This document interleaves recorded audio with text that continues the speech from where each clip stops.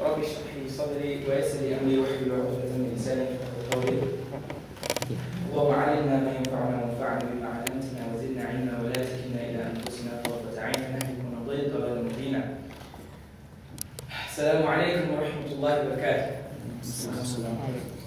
I'm sorry we're starting late. Actually, we're very late. I promised some of these brothers this talk a long time ago, back in Ramadan, but because of my own kind of laziness and also my lack of organization, unfortunately it didn't end up happening. We've obviously limited, we've got an odd slot now because we have Salah coming up soon. And then inshallah we can carry on after. I really hope that this is less of a lecture talk, more than, I want it more to be a discussion, a dialogue, okay? Because what I aim to do with this, hour and a half that I have with you guys is to impart some of the things that I've come across during my 5 years here in medicine.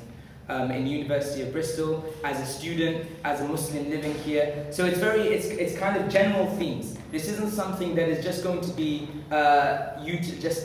specifically for medics, inshallah. Even though there are many things that are obviously specifically for medics, but then again, everyone else can take benefit from those principles when you consider visiting the sick and visiting your elderly relatives and so on and so forth. Because we all have to deal with illness, and so this is something that, alhamdulillah, I think it's very, I see many faces here that are non-medics, and I'm really happy for that, inshallah. So, can I just see a show of hands who aren't medics here? MashaAllah, almost, probably half, right? Inshallah, that's good. So I really do hope that you also derive benefit from this. So that's number one. I want to stimulate some dialogue. Because what I don't want is this to be a didactic tutorial, just like you're used to, okay? I don't want this to be like a lecture where, you sit down and you just listen. Because that's not the point. The whole point of this is to stimulate your minds.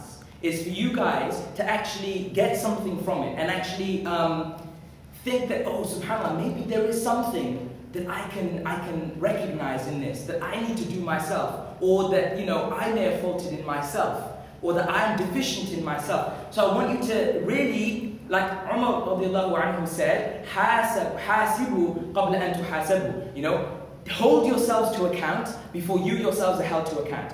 And this is, the title of this talk is Being a Muslim Medic. Being a Muslim Medic. And, this is a great title. Because really, we're not talking now about what your hat as a doctor. We're not talking about you just going into hospital and putting on your little doctor's hat and then, you becoming into doctor mode. No, we're talking about you first and foremost, as a Muslim. As someone who is submitting their lives and their whole daily routine for the sake of Allah. That's first and foremost. And then the medicine, the medic, is your day job. But that comes after the Muslim. That is just an expression of your Islam. So we're looking at being a Muslim, being a medic, in the light of actually first and foremost submitting to Allah and being a believer in Allah. It's like how the Prophet ﷺ said in many ahadith, when he said, there are certain attributes for those who, مَنْ كَانَ يُؤْمِنُ بِاللَّهِ وَالْيَوْمِ الْآخِرِ, for those who believe in Allah and the life after death. Because that changes the way we live our lives. If we don't have that original perspective, we'll just carry on living our lives like who? Like everyone else. Like everyone else in our year, or in our class, or out in hospital. We'll become one of them. Because al-mar'u ala dini khalili, a person is on the deen, is on the way of life of his close friend. So we need to have an identity. And the identity is not a medic. Okay? Our identity first and foremost is Islam. That's how we understand ourselves, that's how we greet each other. We are Muslims and we're proud of that, inshallah. Okay, so we're going to stop for Maghrib, and then inshallah I hope to carry on because I'm definitely not going to get through all of this. But it's up to you guys. If you feel like in the feedback that really you just want to discuss a bit more rather than listening to me go through what I think, it's up to you. Basically it's your call. But this is what I aim to do, inshallah. I aim to go through this in an order. I said, first of all, we need a context, and that really is preparing for the Day of Judgment. So we'll just talk about that, trying to refocus our degrees, refocus our time here in Bristol and our time on earth to try and utilize that to get to our destination. Okay? Because a traveler, the Prophet ﷺ said, you have to live in this world as if you're a traveler. If a traveler doesn't have a destination, then they're going nowhere. They're going nowhere. And in fact, you can't pinpoint them. You can't tell, you can't, ring up. Anyway, that's a long story. So let's give ourselves a destination first. Then talk about time itself and how precious it really is. A little bit about studying medicine itself, which is specific for medicine, but inshallah, maybe every one of you will find that interesting. And then I've got many issues there that is pertaining to medicine and your own degrees. So you will find that these issues that I come across afterwards are really quite general and apply to all degrees, but I'll be putting, obviously, my slant on from a medical perspective. Can anyone hear me okay? Is hearing okay? I don't need to speak into the mic, right? No, good. And then we can have some more discussion, freestyle discussion. To begin with, I'm not a sheikh. Yeah, I'm not a sheikh. I'm not even a doctor yet. Yeah, so I'm nothing really yet. But inshallah, I've got some experience, and most of it is probably errors, as opposed to like a model, like a role model. So alhamdulillah, I've got 5 years of doing it wrong mostly, but also doing it right a little bit in some respects, and also kind of developing myself. And I hope that all of us, when we come here, are developing. Because if we're not developing, we're stagnant water. We're just water that lies still, and stagnant water becomes infested, and you get disease through it. So I hope that, inshallah, what I'll be offering you is a little bit of hikmah from the experience. And that's it, really, inshallah. And I hope none of you take any of this as offense, because I want us to be very straightforward in this discussion. I'm not like an elderly lecturer or a sheikh. I'm going to tell you it straight as it is. We've got problems. We've got problems as students right now living in the University of Bristol. We have serious issues. And we have serious issues as a medic as well. And we have identity crises, crises. We have problems, okay? So, I want us to be really straight, and don't, when it comes to ilm, not that I'm giving you ilm, I'm not, an alim, but, we don't need to be embarrassed about asking the right questions and bringing up the right issues. So let's start with the Day of Judgment, inshallah. And I really do hope to trickle through this, but everyone just stop me when you want to ask something or when you want to debate something or offer something, because I'm going to learn from you as well. So the Day of Judgment, okay? How can we focus on the Day of Judgment? Is simple. Let us ask ourselves, what are the questions that Allah subhanahu wa ta'ala is going to ask us on the Day of Judgment? What is He going to ask us about? First, right at the start. And really, okay, there's a hadith after this I'll come to, but this was an interesting hadith where the Prophet said, the feet of the servant, okay, will not move on the Day of Judgment until he has been questioned about 4 things. His life and how he spent it. His life. His knowledge and how he acted upon it, his wealth and where he earned it and how he spent it, and his body and how he used it. Okay? These 4 things we're going to look at one by one. But this is it. The way that we start focusing on the Day of Judgment is really asking ourselves, how are we utilizing these 4 things?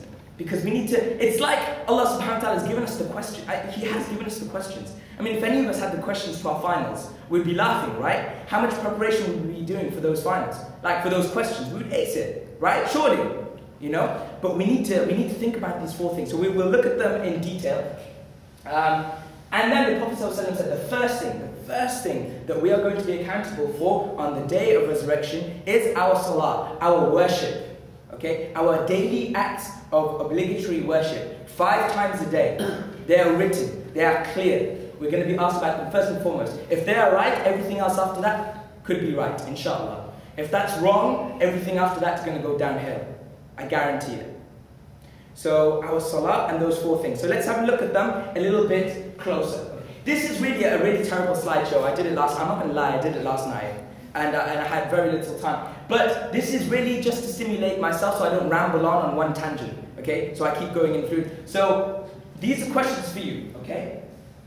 First of all, what do you want to do with your life? What do you want to do with your life? Let me feed off you guys, please. Sisters, can we start with you? You think you're sitting at the back and I'm going to leave you alone? What do you guys want to do with your life? Like, Allah has given you a life, He's given you a certain amount of time, we don't know how much. What do you want to achieve in it? Okay, fulfilling your duties. So that is, being a slave of Allah, right? As in appreciating our slavehood to Allah, because that's first and foremost. And actually, that is the high maqam. That is what we're looking to attain. Very good. Anything else? What about the next question then? What do you want to be known for? It's the same question, but it's phrased slightly differently. What do you want to be known for? So when people think about you, when people mention your name, whether it be your family at home or your friends who know you, your Muslim friends or your non-Muslim friends, what do you want them to be thinking about when they say your name? Like, what have you represented in your life? What have you managed to impart to them? So what do you want to be known for? What do you guys want to be known for when people mention your name anywhere, whether it's now or later? For example, I'm doing this talk really because last year, Abdurrahman al-Khayyat, may Allah bless him, he did a similar talk. He did being a Muslim at the same title.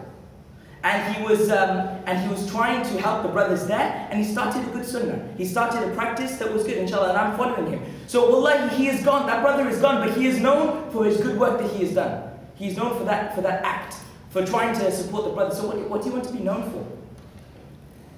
Brothers this time. Anyone? Well, khair, inshallah. I think this has pretty much hit the nail on the head, but guys, there's so much that we would like to be known for. When people think about us, don't they want to think about someone who is, what was the Prophet ﷺ known for before his Islam? I mean, not before his Islam, before his prophethood. Yeah, as-sadiq al-amin. Yes, the truthful in his speech, and the trustworthy.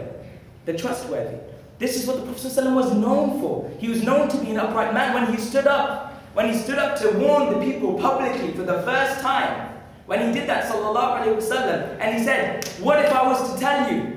What if I was to tell you that over this hill that there is like a whole army of horsemen that they're going to come and like obliterate you? What would you think? Would you believe me?" And they were saying, "Of course, we know you to be trustworthy." So there are ways, guys. Think about your life in terms of how you want people to be perceiving you as well. And finally, not that you're doing it for their sake, but that is at least a proof. That is at least a proof that you are submitting your life for something for the sake of Allah. Okay. And lastly, what do you want your summary to be? What does that mean by that? What do you want your? Okay.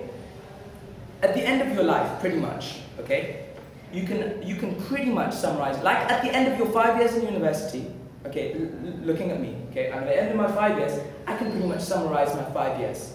I can summarize it in like a sentence or two. In fact, on the Day of Judgment, and we're talking about the Day of Judgment, we understand from the hadith that we're going to feel like, that our whole life was just like a day or a few days. Yeah, just a few days. So, at one point, on the Day of Judgment, we are going to summarize our lives. And really, there's only a few things that really speak out. There's a few things from my time in university that speak out. All the rest is just, it's filling the time. It's filling the gaps. So what do you want to make that summary be? And that's in your hands, because that's your life to yield.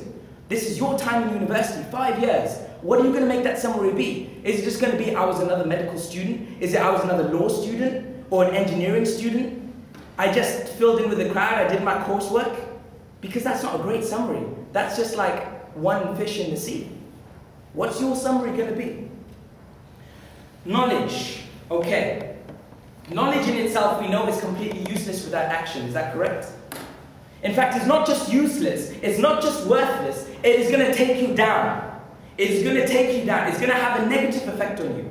Because if you know something, that is automatically a proof on you, either for you or against you on the Day of Judgment. So knowledge, my brothers and sisters, what we have to do, and this is one of the biggest lessons I want us to take away, and if this is the thing you take away, then this is great. But what we must stop doing is separating our lives. Separating our lives into like student mode and then back as Muslim mode. Or, like I'm now just learning my degree, and then I'm going to go and I'm going to learn some of my Islam. Or I'm going to, let us not have this identity crisis. We need to be Muslims. And that means to submit. So everything that we do needs to be submitted, inshallah. The Prophet, Allah subhanahu wa ta'ala says in the Quran, Okay? إِنَّمَا يَخْشَى اللَّهَ مِنْ عِبَادِهِ الْعُلَمَاء. That spell's not great. But it is only those who have knowledge. It is only those who have knowledge who will have an awareness and an appreciation and a fear for Allah. It is only those with knowledge. I.e., you cannot have the way that this grammatical, the way that this sentence is constructed in Arabic, it conveys the meaning that you cannot actually achieve this awareness of Allah except through knowledge, except with having knowledge. It's not possible unless you are one of the ulama. That is the way that this construction is. So what does this say? This says to us that the knowledge should be translating into something. And this includes what we are studying in university.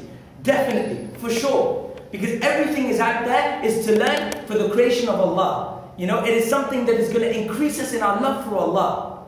And it should do. And if it doesn't, we've got to ask ourselves, what's going on? Why isn't it? Why aren't I utilizing it and yielding it? Because that's not Islam. Islam is to submit, and that's not submission. That's just being one of the crowd. That's being efficiency.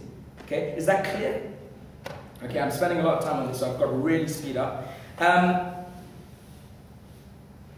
Marvel at what Allah has honored us with.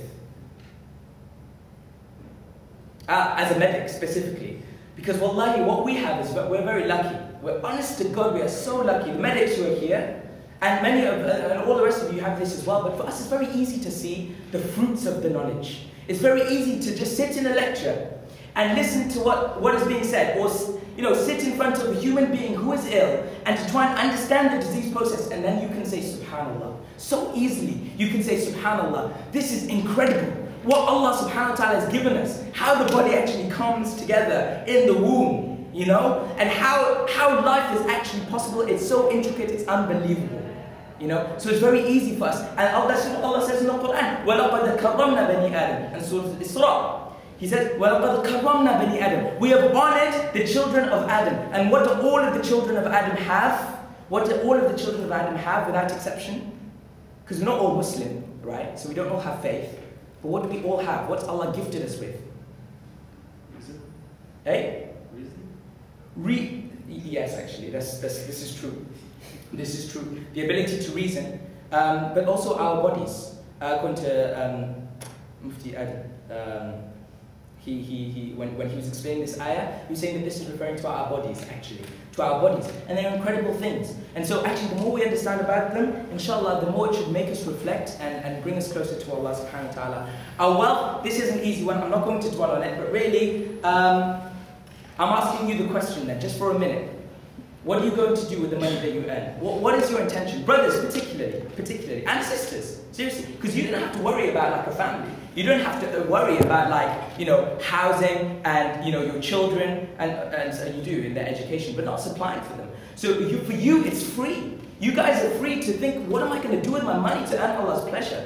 I can donate it for whatever I want. For you guys, for all of us, what are we going to do with our money? What are we going to establish with it? Are we going to do it in the halal? What are we going to do? We've had many discussions about some of the things that we could do if we just had some money, And there's so many duties that we have. For example, to orphans is coming to my mind, or Allahu A'lam. Think about it. What are you actually going to do at the end of this? Because don't just think that this is just a degree to a check at the end of the day. Like, have a plan, because you might die. You might die right now during your a friend of mine was murdered recently. He was a medical student. He died before he was able to earn one pound of money, right? So don't waste your time. Have the intention. If you die, khalas, Allah will give you the reward. Awesome. Don't waste your time. Think about, because you're going to be asked about it on the Day of Judgment. You might as well get the marks, right? Okay. And then will you keep it or lose it? This is so important. Because the Prophet ﷺ, right, imagine this scenario, okay, is that one of the wives, and one of you please correct me because I can't remember which wife it is, but one of the wives of the Prophet ﷺ was giving some charity away. And they had some food, I believe it was, and there were poor people around. And so the wife generously gives so much of the food, so much, until there is only a morsel, there's only a little bit of the food left. And so the Prophet ﷺ comes back and says, what's going on? What's happening? And so the wife says, radiallahu anha, she says that, you know, I've given away pretty much all of our food, except this amount. This is all that's left for us. And what did the Prophet ﷺ say? Does anyone know this hadith? Can someone finish what the Prophet ﷺ said at this point? Anybody? The Prophet ﷺ said, no, actually, it is this stuff that you still have is what you've lost. And the stuff that you've given away, that's what you've kept for yourself. That's what you've kept for yourself. Do you see the Prophet ﷺ, how he's completely changing our perspective to focus on the Day of Judgment? Because it is not about what we are doing right now. It's all about what we are putting forward for that day. And that's what remains with us, truly. That's really what remains with us. So we're going to keep reducing it. And then our bodies. And I do want to dwell on this, and I would definitely want you guys, I'm even going to sit down because I want you guys to start speaking, inshallah. What's the time, sorry? 6:10. Allah. Okay. So, our bodies, how do we use our bodies? How do we utilize it? Wasn't that one of the 4 things? How do we utilize our bodies? Allah's going to ask every single one of us. Let's go through some of these now. And I swear to God, I've only written these words here because we are drowning in sins because of these parts of our bodies. Us, right here, right now, in the University of Bristol. All of us, I think all of us to some degree, and some of us, like myself, some of us a lot more than others. So really, now take yourself to account. Seriously, take yourself to account, because they will take you to account. All of these body parts are going to be a witness against you on the Day of Judgment. Your eyes. Our eyes, it's a killer. It's an absolute killer. For I'm sure the sisters, as much as the brothers, but I can't relate to the sisters. What I can relate to is the brothers. And we know it. We know it's difficult to lower our gaze, to control what is going on here, because this is the start. And for sisters, you must appreciate this. And I really hope you don't mind me saying this. But really, for a brother, and it's so important for you to understand this mentality, if not for now, for when you have sons and when you have children yourself. Understand this, that when a brother sees something with his eyes, when he sees something stimulating with his eyes, that is enough to create a response in himself. That is enough to really do something inside him. And that is like a, I don't want to say the word, but it's almost a sexual experience. It can be, okay? So you must appreciate this. That like, this is the message that you've really got to help your children understand, because you're going to be raising your children. And that's also what you've got to take into consideration when, when you're out and about. And same with guys. You must appreciate that for sisters it's a little bit different. They don't, as far as I understand, as far as I've been explained, if you are seen, it doesn't have that same effect. And there was a non-Muslim during Islamic Awareness Week who really helped me understand this actually. That they don't have that same. Why is the internet filled with filth about women? Why is advertising filled with filth about women? Because when we see that, it does something to us. It really does. And anyone who denies that, any man who denies that is lying. I can tell them straight. They're lying. Because it does. So we must control our gaze. And sisters, you must as well. But for the brothers, it's more important. It is so much more important for us. Because this can be the cause for our downfall. That's why I put it number one. Number one, because everything else, really, we control our eyes, everything else starts to fall into place, inshallah. And I struggle. Everyone struggles with this. So please, our ears and our tongues, okay? When it comes to medicine, when it comes to any, in this society, people chat a lot of rubbish. They really do, They love to gossip, right? Am I right or am I wrong? People love to gossip. Especially in hospital. My God, when you go to hospital, you're going to hear so much of it. It's unbelievable. From your colleagues, from your nurses, people just love to cuss somebody or to take to just chat about them, and it's so bad. Wallahi, Islam hates this. It really, really hates this act. And what we've got to ask ourselves is, this is part of our responsibility. Are we going to be in that company, or are we going to save ourselves from that kind of a company? Okay?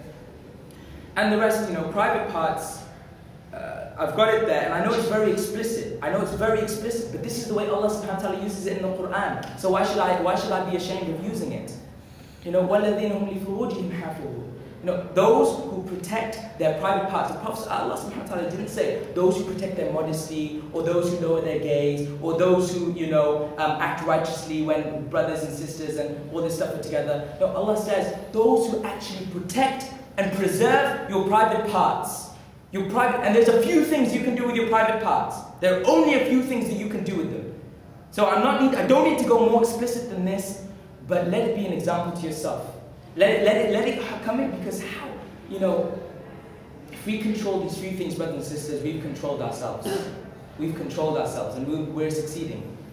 But we are failing in these respects, and inshallah, the appearance as well comes into this play. Okay, the way we hold ourselves, the way we present ourselves when we're in our work environment. Okay, and all the time. Inshallah, this is something we're going to be held accountable for, and I'm going to move on now. And finally, on the Day of Judgment, we are going to be asked about our salah. You know, actually, first of all, that's the first thing that we're going to be asked about, and I think this is crucial. Okay, this is really crucial for actually starting to change our lives and our degrees focused on Allah subhanahu wa ta'ala on the Day of Judgment. It's our salah. Because this is the only worship, this is the only act of worship that Allah subhanahu wa ta'ala, the faridah, the act that's obligatory, that we do all the time. 5 times a day, every single day without fail. This is our obligation. This really is our obligation. So, I would like everyone to just close your eyes for a moment, if you may. If you want to take part in this, please do close your eyes. And this is something I was on a talk last weekend, and I was inspired by this scenario, this example. So I want you to go through this example with me. Imagine, just for a moment, just imagine, and I've got my eyes closed as well. Imagine that there is somebody that you love, okay? Somebody that is beloved to you, either a friend or a family member, but someone who is really special to you, and he has called you to dinner, okay? He's made an appointment with you, and that's at 7 o'clock. And inshallah, you're coming to that appointment, and he's waiting for you. And he's going to order food, and you're going to have food together. He's waiting for you. But you don't turn up. You don't turn up at 7 o'clock. And this is someone that you claim to love. This is someone that you love, by the way. Someone's very special to you. And instead of coming at 7 o'clock, you come at, 8 o'clock, let's say. So you had to wait for a whole hour. You had to wait for an hour, and this is someone that you claim to love.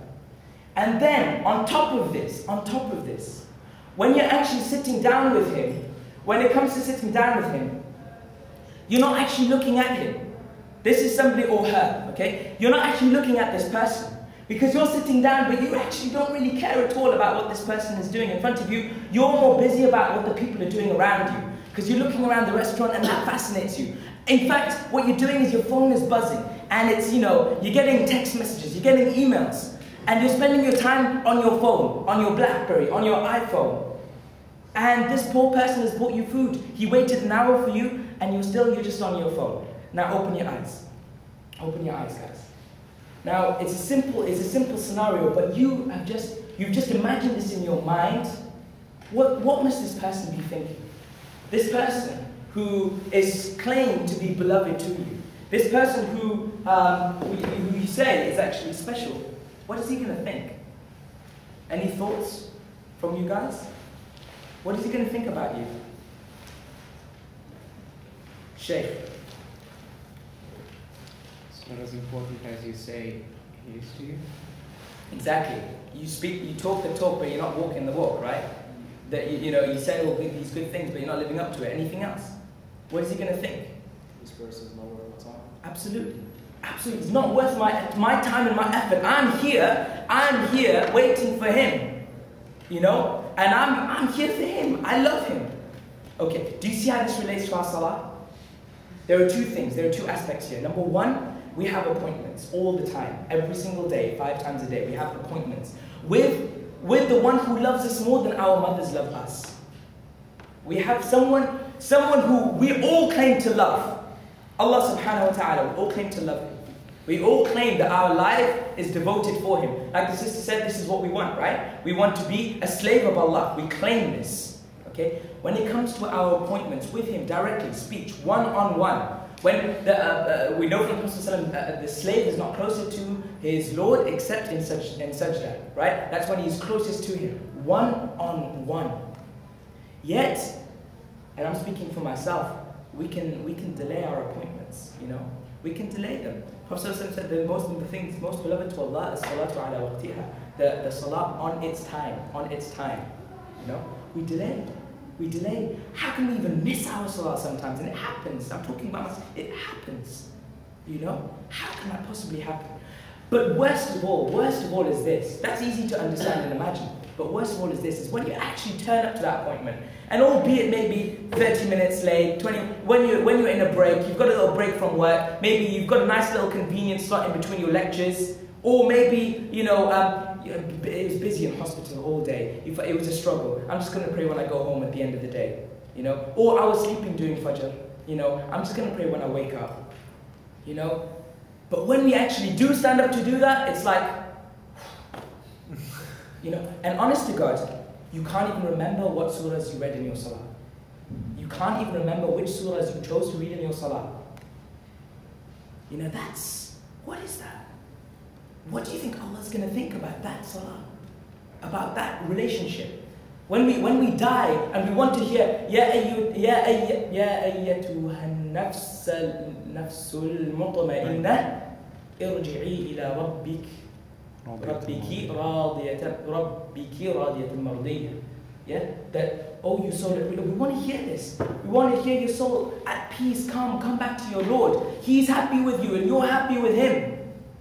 You know, you want to hear this, but in reality, are we preparing for that? And I'm stressing on this because, guys, I know I haven't even spoken about medicine much yet. I haven't spoken about it much yet. But this is really what's the most important thing, is utilizing our time, focusing on the Day of Judgment is the next point, is so important. And I'm saying this because I feel it's the thing that has characterized my change the most in university. It is the thing that has really helped me the most with the company that I have, with controlling my desires, with actually focusing my life for the sake of Allah a little bit more than I used to do before, improving in my studies, you know, improving my relationship with my family. Nothing, I don't think, has made much of a difference in my life as this here, as doing your salah in jama'ah. That is the thing that is really, it is so special, and many scholars say it's obligatory for you men, for you guys. It is obligatory, according to many. I'm not saying all, okay? But obligatory to do your salah in jama'ah in the masjid. And if we were to only know what that reward was all about, what we would do, what would we actually do to get to the masjid? And for you sisters, what is stopping you guys from getting together? What is stopping you guys from saying that, okay, for the sake of Allah, we're going to meet up. We're going to use one of the sisters' house as a masjid. You know, why not? It's a pity that you don't have a masjid here. And it's really sad that you don't. But there's nothing stopping you guys from doing that. And you brothers, we have masjids. I lived in the Hawthorns for my first year, and I'm probably only maybe once or twice went to the Islamic Center to do my salah. And I know you shouldn't be advertising your sins, but this is for a sake, and I have repented to Allah, I hope, and Allah accepts it from me. But only once or twice, and I lived just a few minutes away from this masjid, and it was a golden opportunity, and I left it. I wasted so much of my time in my first 2 years of medicine, at least. I watched so much trash on the internet. You know, I watched 4 seasons of 24, you know, 2 seasons of Heroes, 3 seasons of Lost, 2 seasons of Prison Break, you know? And, you know, I used to, astaghfirullah, you know, but this is just to inspire you maybe a little bit. I used to lie down on my bed, right? And I had my fridge in my room as well. I had a big room, okay? I wouldn't get out of my bed except to go to my fridge to get some food or to pray my salah by myself. By the way, not in the masjid. Masjid is far away. Okay, that was the only 2 reasons that I would sometimes get out of bed. In fact, what I would do, I would put my laptop on a little chair. Now, I know many of you have done this, so don't think that. I would put it on a little chair that's next to my bed so I can just conveniently roll over and I can watch my episode. Sometimes even that would be too much effort. Sometimes that would be too much work. What I would do, I'd lie the laptop on my chest and I would bend the screen right down. So all I'd have to do is just focus. That's all I'd have to do. Honest to God, I lost how much of my time has trickled away from my fingertips. You know? Jama'ah, guys, and if you're going to say that I live far away from the masjid, that's your choice. That was your choice, no one else's. It was only in my 3rd year that I happened to be close to the masjid and I started to develop a love for it. And may Allah accept it from me. Because those who are in love with the masjid are going to be under the shade of Allah's arsh on the Day of Judgment. Okay? So let's get focused. And sisters, you can get the same reward. Okay? Just pray at home. And if you can, pray with the sisters that are with you. Because right now you don't have a family. So, pray together. Nothing is stopping you at all. Schedule your life around your salah. This is advice. This is all advice for myself, because I'm the worst. I told you, I've learned these experiences from the worst experience, and I'm still learning. But schedule your life around your salah rather than scheduling your salah around your life. Don't look for the few opportunities in your day to just maybe slip in a quick salah there, a quick salah there. No, in your mind think, I've got Fajr. Then after Fajr, I've got a few hours. What am I going to do?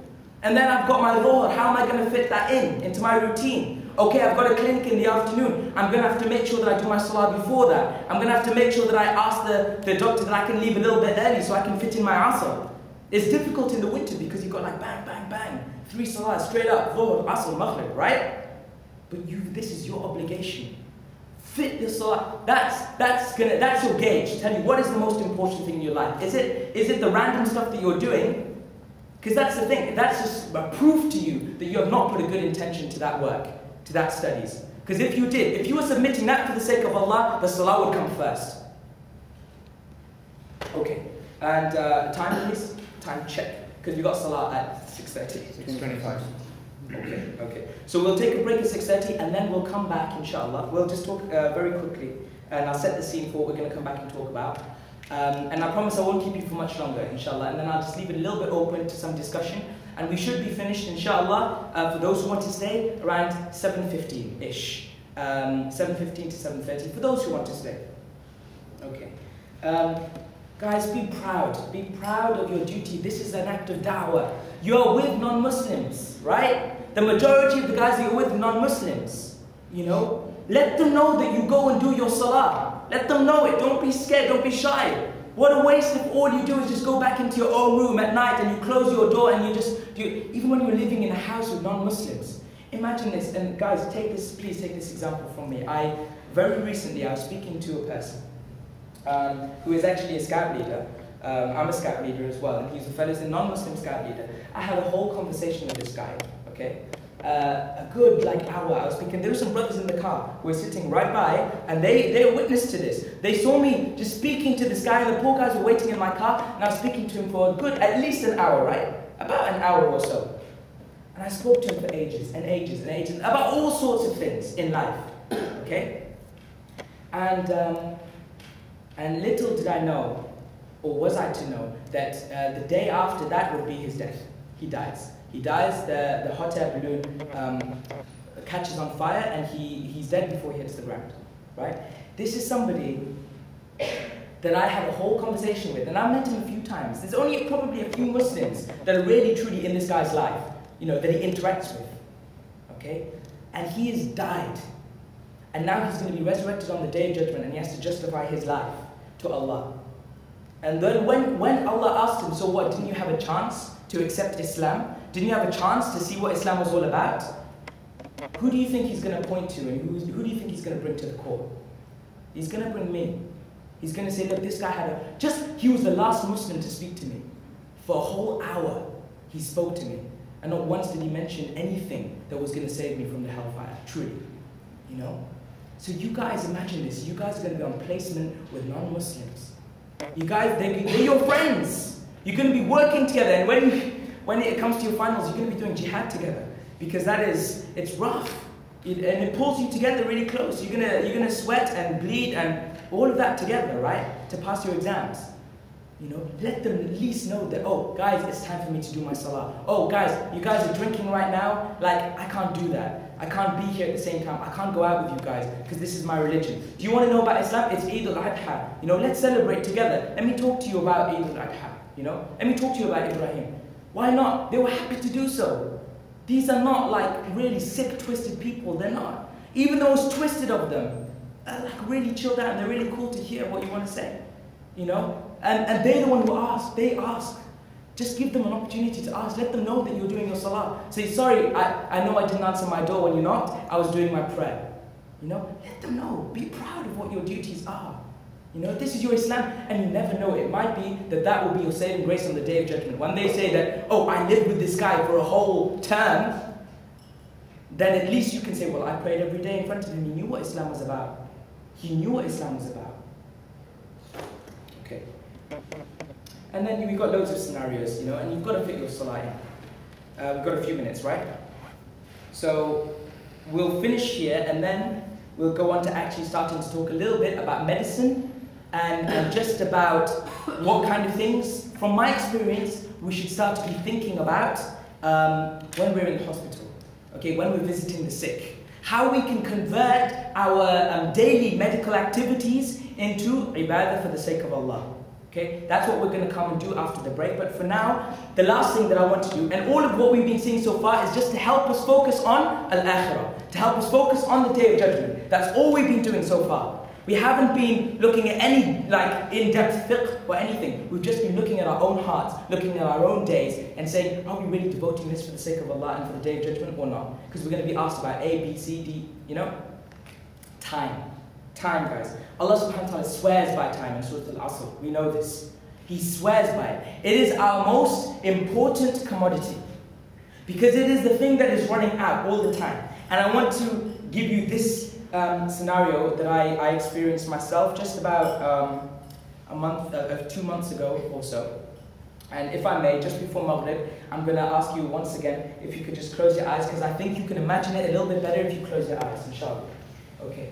So I was on a ward round, and a ward round is when you go and see all the patients, one by one, who are like actually sick and in the hospital in a ward. So we were going around, and it was the care of the elderly ward. And in the care of the elderly ward, obviously, you have very old patients, patients who are close to death, many of them. And this is the ward where most patients actually die, because obviously, you know, they're old and they're coming up to the end of their natural lives anyway. So I see this man, and he's standing on the right of me, and I look at him, and he is so pale. He is so pale and so frail, and he's just lying in bed like there is no energy left in this man. His mouth is open, and he looks emaciated. There's hardly any flesh on this person. And he's an old white man. And his mouth is open, and do you know what? I had to stare at this man for at least, 10, 20 seconds, just to see his chest was still moving. You know, just to convince myself that this person is still alive. And wallahi, this guy looked sick. He looked sick. And so the ward round is over, and I go and have my lunch, and I come back and I find that this same man has just passed away. He's lost his soul. His soul is gone. The angel of death come, take it. He took it during my break. So now the doctor says, I was doing my student attachment, my assistantship, and he said, well, do you want to learn how to certify a dead patient? You know, certify the dead. I said, yeah, absolutely. I'd like it. I'd like to do that. So I go up to this guy, this old man, and there's a few things you have to do. You have to feel for the heart. You have to feel to see if is there a heartbeat. Can you hear a heartbeat? Are there any breath sounds? Can you feel any breath coming out of this man's mouth? Is this man responding to any pain at all? So what we have to do, we have to cause him just a little bit of sensation to just try to stimulate him. You know, see, does he move? Does he react? And the most disconcerting thing of all, guys, is shining a light into this person's eyes. Because you have to open up his eye, you shine a light inside, and for the first time as a medical student, you see that the eyes, the pupil, it doesn't even move, not one bit. It's just stone dead. In fact, there were cataracts behind it, but I remember the blackness of the eye stayed absolutely still, and that was weird. And then I feel for his pulse in his wrist. I feel for his pulse. And at the same time, I see that this man is wearing a watch. And you know, we get used, as a medic, you get used to feeling for the pulse of the patient and looking at the watch at the same time, at the patient's watch, you know, as a little cheat to try and figure out how quick his pulse is going. And obviously, I feel absolutely nothing. But the weird thing is this, when I feel for his heart, my hand is on his chest, and his chest is warm, right? His chest is actually warm. It's hot. This guy was alive just a few moments ago, but there is no beat there. And his arm is getting a little bit cold, but there is no movement at all in this person. Not even his pupils, except his what? It's still moving. It's still ticking away. Now you can open your eyes and show. Just imagine that. There is a person who is completely still. There's nothing around him at all. The only thing that's moving is this second hand on his watch. And it's going round and round and round. Okay? And it occurred to me then that we are so fooled by these watches. We are so fooled into thinking that that time is just going to keep going. That circle, right? That's the whole concept of a circle, is that it's never ending, right? And then you think that there's going to be a minute after a minute after a minute. I was playing with some of my scouts the other day, a little game which involved a little time, like a, what do they call them? Like an egg timer, like a with grains inside. What's the proper word? Hourglass. An hourglass, okay. So we were using an hourglass, right? And you had to turn it over, but you see, that thing would just, that sand at the top would just diminish bit by bit until it was gone, and then there was no coming back up. That was it. There was no dispute that time was up. And really, wallahi, you have to use this experience, guys. When you're in hospital, use this experiences to really remind yourselves that your time is finite. When you see someone who is old and decrepit, because Allah will return us to that. He's going to return us to this. He's going to test us with it. Let us remind ourselves that this is going to be us very soon. You know, that our lives, our bodies, our strength, this is just going to dwindle away at some point. Time, every single second that goes, every single breath that goes is one closer to our death. So we don't have long, obviously, okay? And we're obviously losing time, okay? And I mentioned to you already how I wasted so much time in my first years, just when it came to just watching things on a laptop, right? We can lose so much time, and you guys have to look at your own selves, look at your own hearts, and you have to find yourselves what are the things that are eating up your time, okay? And that's for you to decide on, inshallah. And Allah says, I would just mention this, in Surah Al-Mu'minun, He says, وَالَّذِينَ هُمْ عَنِ اللَّغْوِ مُعْرِضُونَ. Yeah? The mu'minun, the faithful, those who are full of faith, okay, and are defined by their faith, those are the ones who, when it comes to anything that is vain, anything that's going to just occupy their time for no reason, they are, and turning away is just, I put it in inverted commas because it doesn't do justice. Mu'ridun is like they're allergic to it. You know, they can't even stand it. It's like an allergic reaction. You know, they can't deal with something that is just like an iPod game. You know, I've got an iPhone now, and you know, there's all these games on it. And, you know, I just think to myself that, my God, you know, you can just sit there and like throw this little piece of paper into the can, you know? And you can just do that like for hours. Seriously. Like when you're in the train, I was just in London right now, I came from London, in the tube, everyone's got something out and they're chucking either a piece of paper or they're flying a little helicopter or something, right? I'm thinking, God, every single minute is being taken up by something useless. Every single minute. Either it's the iPod that's in the ears, or it's a little game, or it's a little watching TV at night. You don't even have a minute to think, subhanAllah, for 1 minute. You don't even have a minute to think about this.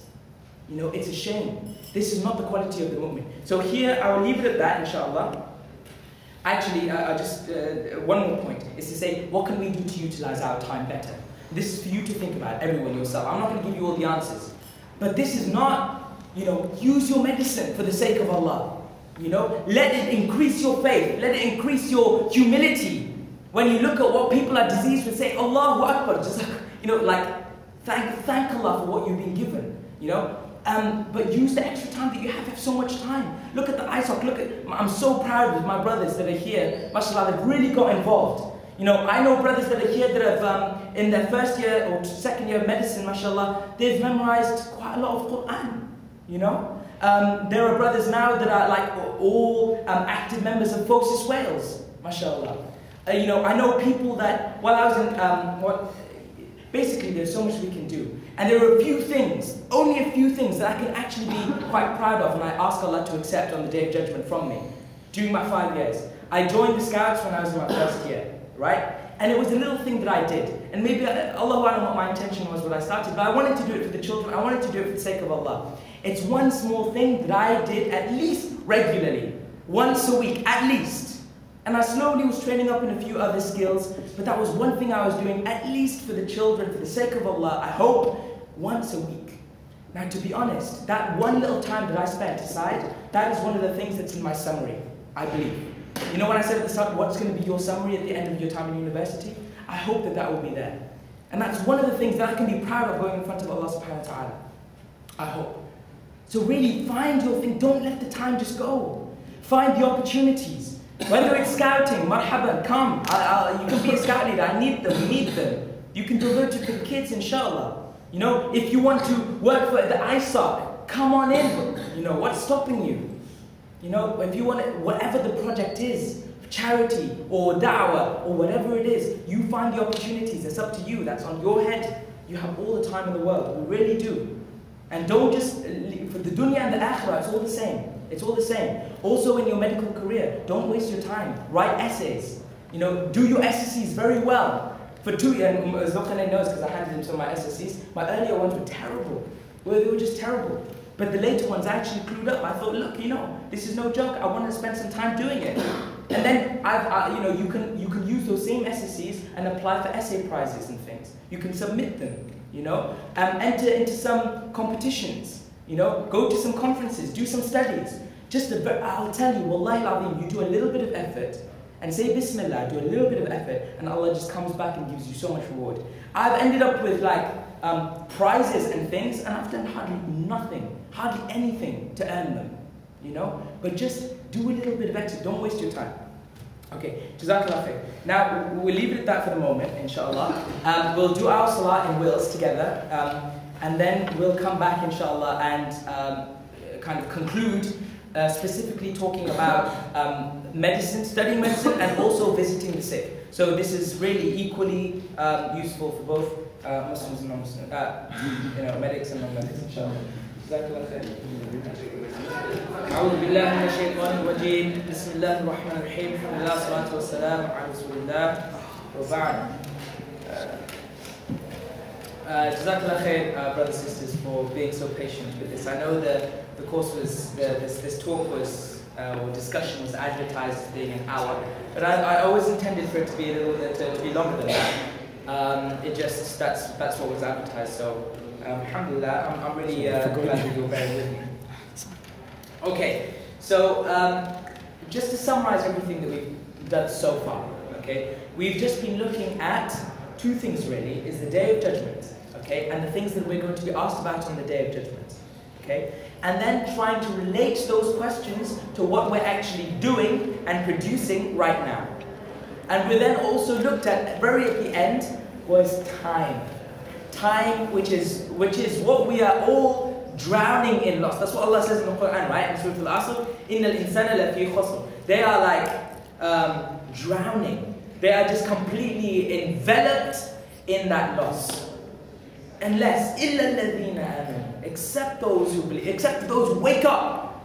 You know, they're drowning in a sea of ignorance and loss.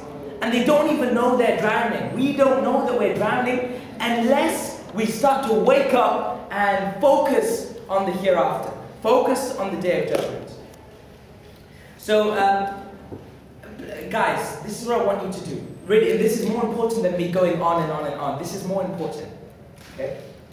Please, after this talk, or while we're speaking right now, think to yourself, what are the few gems, or what are the few relevant bits that affect you, that you think that actually, you know, that's something that I need to work in. And make that list, write it down, don't forget it, don't let it come in one ear and out of the other. Let this do something to your heart and to your mind. Let it affect you, inshallah. So please, I mean, even if you don't do it here, if you do it afterwards, but please reflect on what's being said. Reflect on the few things, because it might be something about praying in Jama'ah that comes and that strikes to you. All of these things, these are just aspects of things that I have come to wake up to, that I've woken up to gradually over 5 years. And still I'm completely incompetent in all of them. But still I'm slowly becoming more aware that I'm deficient in those areas. But it took me time. It's taken me 5 years. What I'm trying to do right now, the whole point of this is for me, after my 5 years, to help you attain things in your first year. Attain things right at the start, so that you're already focused. You don't lose that time. You're ahead of the game. So please, identify those things. Identify them, please. Reflect on it and make that list for yourselves about where you can improve your relationship and your focus for the hereafter. Okay, now I wanted to talk a little bit about studying medicine and a few issues that I think are important for you to start thinking about medicine. This is not about fiqh, by the way. I'm not a faqih, of course not. This is apparent, this is obvious. And apart from a very few things that I've picked up here and there, I'm no expert in my field, which is sad, and I'll come to this later when we talk about fiqh. But I'm going to talk to you about really a few practical things, inshallah. First of all, studying medicine itself. Okay, the first line is a quote from Imam Shafi'i, who said, Imam Shafi'i, is one of the great imam of our ummah, one of the founders of the 4 remaining madhahib that we have with us today. And it goes that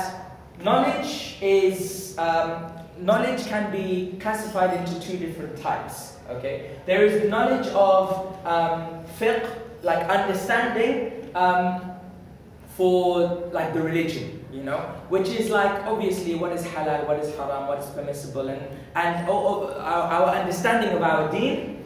And then there's also the knowledge of medicine of the bodies. Okay, Imam Shafi'i was a physician himself.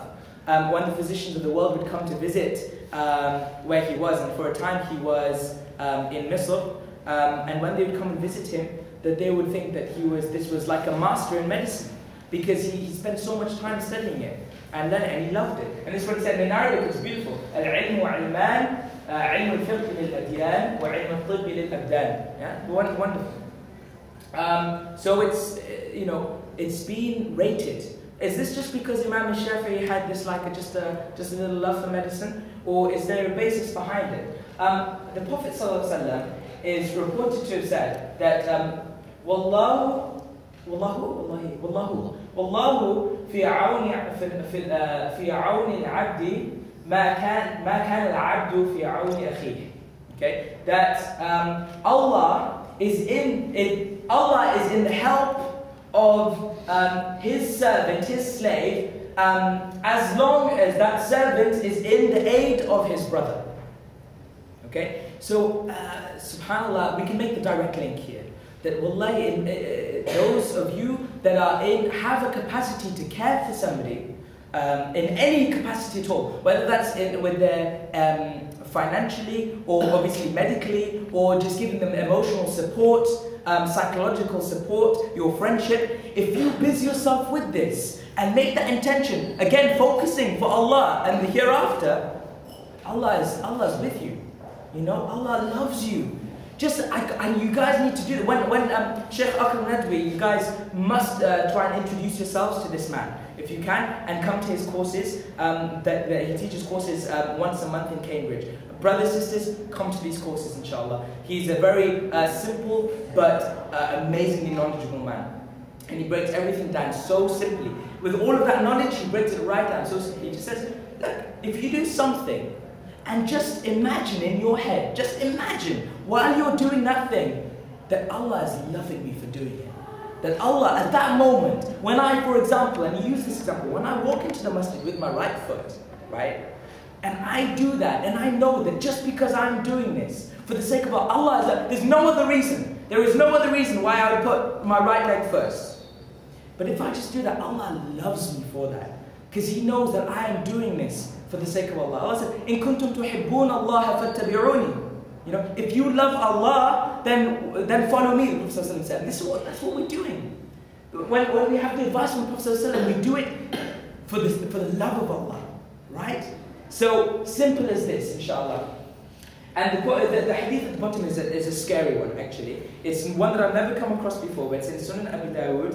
And as for its authenticity, Allahu A'lam, I don't know, okay? But in terms of what it's actually written there, it is, you could read it yourself, but it's basically saying that if you are going to be a doctor, and the word that was used was tabib here, if you're going to be a doctor and you're going to treat somebody, okay, and you didn't have the adequate knowledge to treat that person, and you were basically blagging it, which we do all the time, okay, and that's the culture that's out there, it's just, blag it, you know. If you do that, and that person, and harm comes to that person, you will be held accountable for that mistake. Allah. You know, that's scary, actually. Because we become so happy in our first year when we got our little MDU memberships, you know, Muslim Defense. English Defense. What am I thinking of? Medical Defense Union? Medical Defense Union and stuff, right? We get so happy that, oh look, you know, if I make a mistake, alhamdulillah, I'm covered. And if I go to say, I'm going on elective now, alhamdulillah, if I do something, inshallah, I'm covered. It's cool. Yeah, but if I was working outside of my competence, you know, and I made a mistake, you know, or you guys, you know, building a robot, and then he starts to kill everyone like the Terminator, right?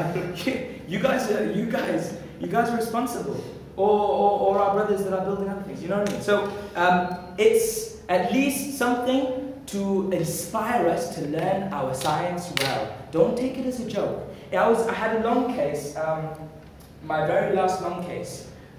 Which is basically where you have to sit in front of a patient for an hour and you have to take the history, do a full examination, and try and figure out what's wrong with them, and then what investigations you're going to do and how you're going to manage that patient, right? So in my last long case, some of the feedback that I got from my exam afterwards, I spoke to him yesterday, and he said, yeah, it was good, yeah, it was fine, but you're trying to think too much, he said, a little bit, you know, like, the patient said, and she said, I've got hyperparathyroidism. This is one of the glands that you have. She said she had hyperparathyroidism. She said that she had high calcium. I said, hey, just take it. You know, take it and run with it. You know, then just ask about the symptoms that would flow on from that. Like what I was doing while I was there, I was trying to figure out, well, why?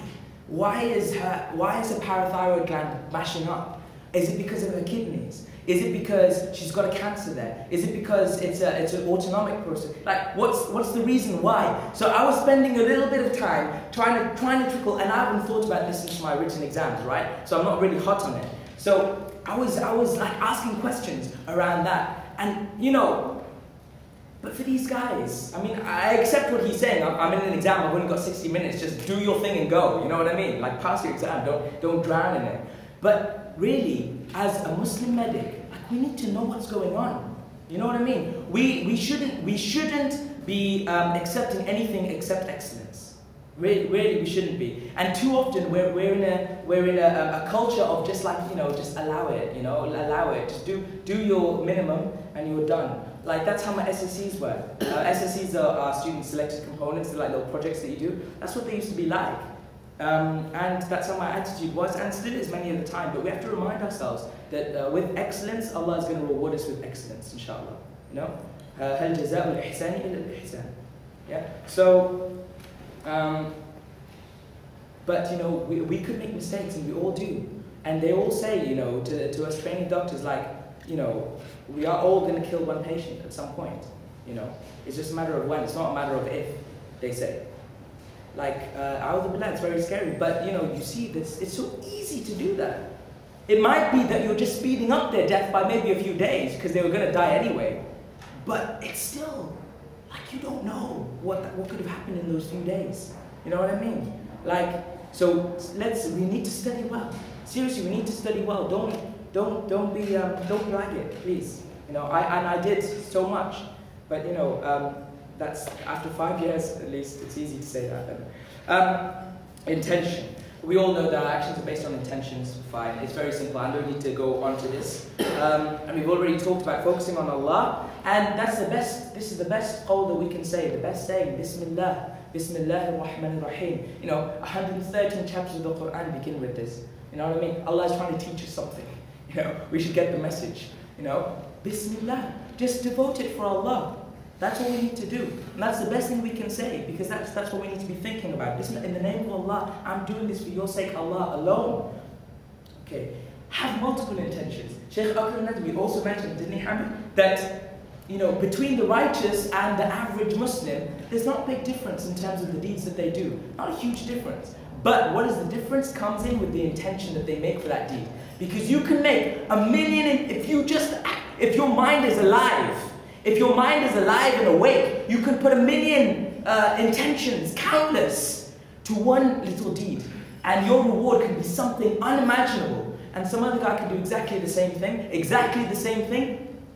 His salah, for example. Exactly the same thing. And he's just got his deed for his salah. Great. Good for him, mashallah. He's done his obligation. But he's missing out. So while we're out there, think. Don't be lazy. Think every single day. We went on a talk this last weekend, right? The sheikh was going on about autopilot. Turn your autopilot off. Turn it off and start thinking for yourself. Why am I doing this? Why am I doing it? What extra things can I do it for? When you came here today, why did you come? Why? How many intentions can you do?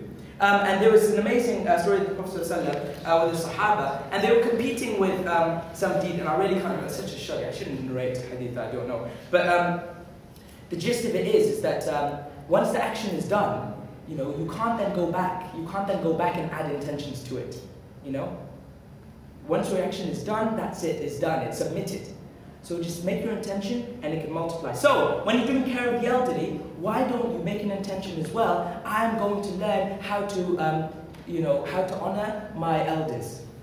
How to be patient with my elders. How to, give them a little bit of care and consideration because they don't have that in their families. Maybe that will soften their hearts. Maybe when I see a patient, they see someone with a beard, they see someone with a hijab, and they see how kind we are, how loving we are, how caring we are, and that might change their idea of Islam forever. Maybe add your intentions along. When I did palliative care, that's when you look after when you look after dying people, when you give care for dying people that are terminally ill, this is a skill to learn. Because I'm sure Muslims actually probably, unless you've got strong faith, but generally Muslim community is probably pretty bad at it, actually, So why don't we learn how I'm going to take care of my family members when they die? I was there when one of my uncles, who was a doctor in fact, and he died during my third year of study, he passed away. Rahimahullah, an amazing man, mashallah. Not my own uncle, but like an uncle. And an amazing man, mashallah. And he had lung cancer, and he had his SATS probe. This measures the amount of hemoglobin, there's a substance in your red blood cells called hemoglobin. You remember from A-levels. Hemoglobin, how oxygenated it is, right? And obviously he's got a cancer in his lungs are they're failing, right? So he's not getting the oxygen into his blood. So his whole body is being starved of oxygen, right? And he's a doctor, So he's just looking every once in a while at the SAT probe, looking every once in a while at the SAT probe. And he's just kind of he's just looking because he knows. He knows as soon as it hit, and he was down in 70, right? 70s to 80s. And at 90 you're in trouble. Yeah, at 90 you're in trouble. And he knows that he's going. So he turns to me and he asks me, Shouja, what should I be saying? What am I going to say? What should I say? Are we prepared for things like this? This is our families. These are going to be our families. And he died that day. He died at those moments. So we need to be prepared. So why don't you make an intention to learn that skill? There are kidney patients in Southend, if you're ever attached, and they have dialysis. They have to be hooked up for hours at a time, right? At least 3 times a week, so that their blood can get cleaned, right?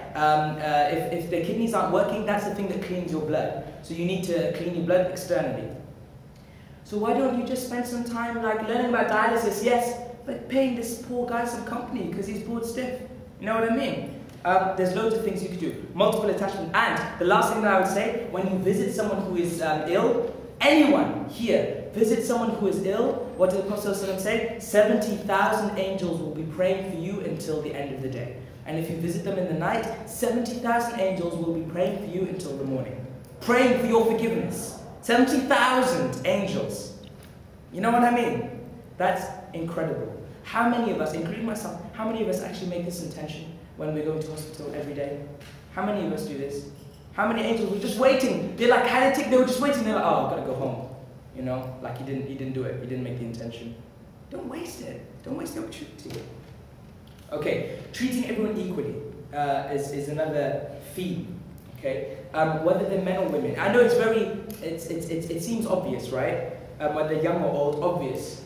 Whether they're attractive or not so attractive, not so obvious, but it happens. Inequalities happen. If you're critical with yourself, and you have a patient who comes in, we might have the same problem, but one is like, you know, attractive and like young and all this stuff, and the other one is just, you know, big and, you know, just like sweaty and like, you know, and automatically you're a little bit distant and a little bit, you know, talk to me, you know. It can happen. We need to clean our hearts, seriously. We need to be so critical of our own hearts. Whether you're a friend or your enemy, you all know Salahuddin al-Ayyub, right? What did he do with them? The king, the leader of his enemies. And we know what the Crusaders were doing to the Muslims. When they took over Quds, right? What did they? They slaughtered the Muslims, silly. They slaughtered them silly, right? And Salahuddin is finally coming back because they've transgressed their bounds. And he's coming back to reclaim Quds. And what does he do? He sends his doctors to his king. He sends them because he wants to take care of him. You know? Because, and when I was in Egypt, we had a Jewish guy that was with us, you know? And he's from America.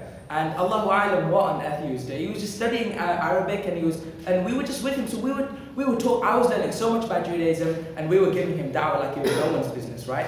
And he was learning, and he was so happy to learn and read and everything, right? And he would even come with me and my sheikh, and he would study with us, right? And then, so my sheikh asked me, right? He said, do you think he's sincere? Like, what do you think is going on in his heart? Like, do you think he's doing this for a good reason? Well, I said, Alhamdulillah, Shaykh, I think he's sincere, but Allahu A'lam. And then he said something, he said, you know, an educated enemy is still a lot better than an ignorant enemy. You know what I mean? So even if they are your enemy, nothing stops you from treating them well. Nothing stops you. Even if you think that this guy is like a racist, a fascist, or whatever he is, don't let that prejudice the way that you're going to act with them, inshallah. Obviously, colours and sexual orientation. When I had to do my sexual health clinics, and we'll do them in your 4th year, inshallah, you know, you come across some difficult situations, you know, and you've got to be able to deal with it, like, you know, homosexual men talking to you about really quite sick things, you know, and you can't let that kind of prejudice the way that you're going to treat them and the way that you're going to respond to them. Because if you just close off, you might miss something. You know, this patient might have AIDS. You might miss a symptom that might be, you know, if you treat it, you might prolong his life. He might repent from his sin. He might accept Islam. You know, Allahu A'lam, he might even never do any of those things, but at least, you know, you've done him a service. You know, Wallahi al-Azim, don't prejudice. It's very easy to prejudice, you know, seriously. And that's from my own experience. So if you just think about that for a moment. What is the adab when you see someone who is sick? What is the adab? You comfort them. Okay? Prophet ﷺ taught us this little phrase, la bas. You know, and Hamid is Algerian. This is about 90% of his vocabulary anyway. La bas. You know, no problem. Alright? No problem. No worries. No worries. La ba'sa tahur. You know, it's a purification for you, inshallah. It'll be purification, inshallah, if Allah wills it. Beautiful.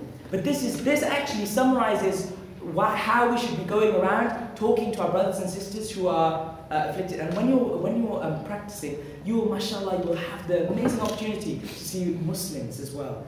And it's amazing when you start seeing Muslims. I remember when I was doing obs and gynae, right, which is like pregnant ladies and ladies. And I was doing it was an obs clinic, so it was all about pregnant ladies. They're all coming in, and then finally a Muslim lady comes in. And it's just so incredible that you can be like, Assalamu alaikum wa rahmatullah. And when they say like, oh, I'm pregnant, you're like, oh, mashallah, sister, that's amazing. And you can say these things and it's beautiful, you know? And she's had like some miscarriages and you're like, khair, you know, qaddar Allah wa ma sha'a fa'al. You know, Allah has decreed and what He wished He did. You know, and you can say these beautiful things. I was in a GP clinic and there was a man, a Somali man who came in with his son, and he had twins in fact, but he came in with one of the twins who, and his skin was like, he had like really bad eczema on his hands. It's like a skin problem, right? And he said, you know, this son, he's had it since his birth. I just asked him. He came in complaining of his chest, but I said, what about the skin? What's going on? He said he's had it since he was born. And in fact, he's a twin. They're identical twins, except this one has skin like this, and the other one has perfectly normal skin. And he was telling me when I was in Somalia, like, and my wife obviously had a really big belly and stuff, and people, you know, he said this is the result of the ayn, the brother. This is hasad. This is people who are looking at my wife and were jealous and were like, you know, like, oh look, you know, she's like pregnant, she's gonna have loads of babies and stuff, you know, which is something to be proud of. But he was saying that this is something from ayn, and you know, this has afflicted my poor child, you know. And who am I to say? Who am I to stand back and say no? You know, that you're wrong. This is not. This is just. Oh, maybe he's right. Allah, maybe he's right. But at least with the Muslim, you know, you can discuss things like this. You can discuss it and you can be very open and frank with them.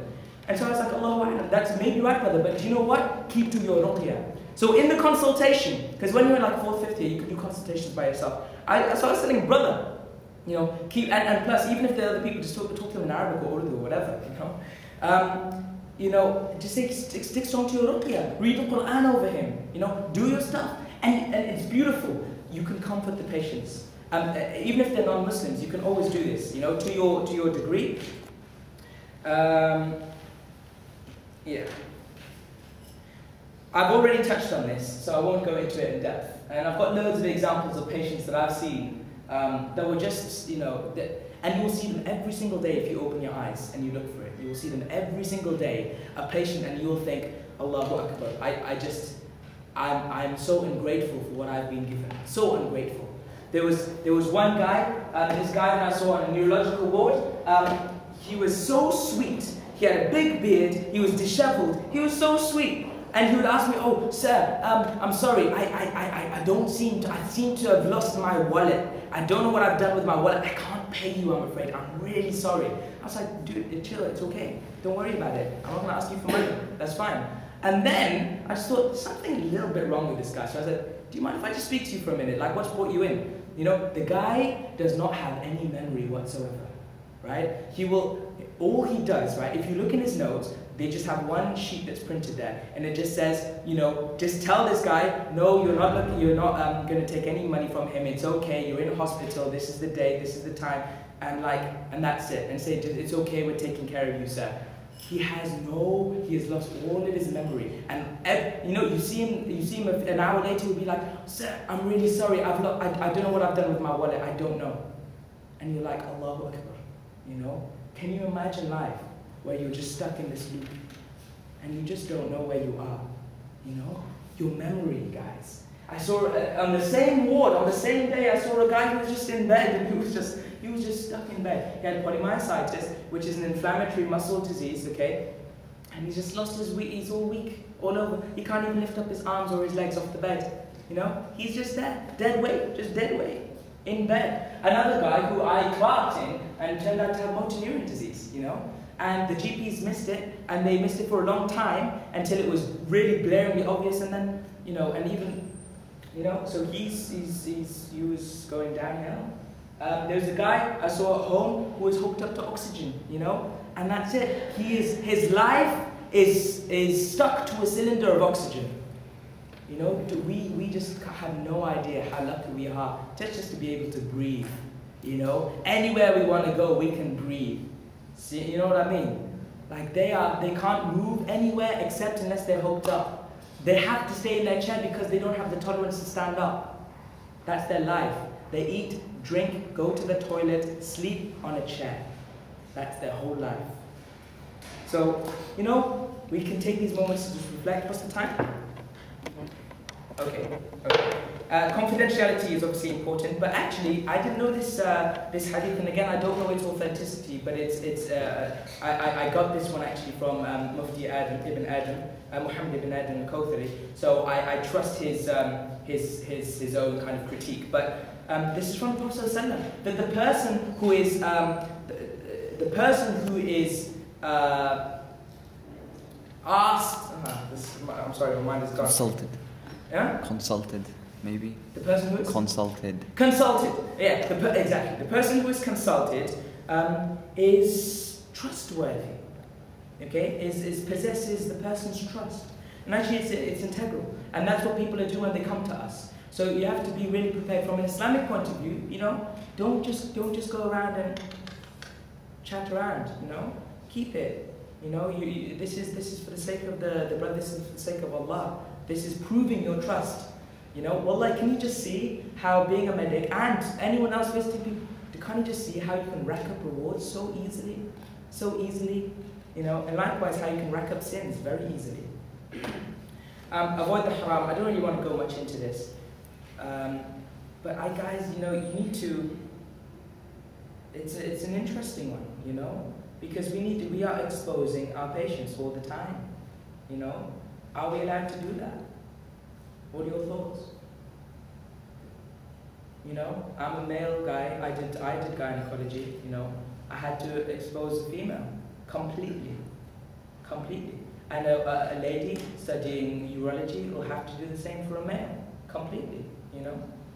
You're gonna have to poke and prod and palpate, and this is all part, there's nothing sick behind it, but it's all part of finding out, is it right? Is it okay? Is it?